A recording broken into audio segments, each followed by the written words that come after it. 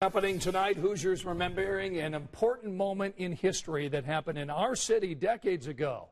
Emily Longnecker takes us to a special ceremony to honor both Martin Luther King Jr. and Robert Kennedy and their impact on the city of Indianapolis. Very sad news for all of you, and I think sad news for all of our fellow citizens and people who love peace all over the world. And that is that Martin Luther King was shot and was killed tonight in Memphis, Tennessee. Those were the words spoken by Senator Robert Kennedy.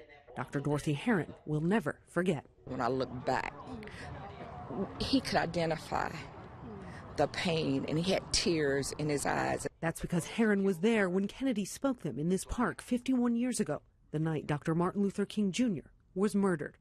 Sue Ward, like Herron, was just a teenager at the time.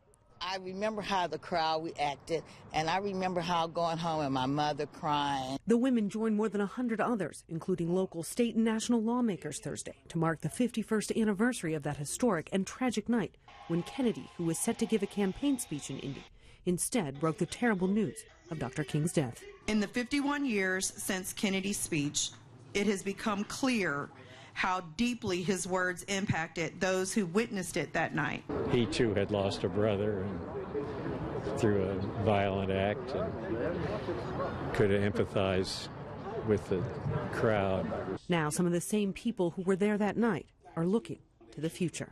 We're excited about the future, and this being like a premier place for people from all over the world to come. To keep the memory and legacy of King and Kennedy and what they stood for alive for generations.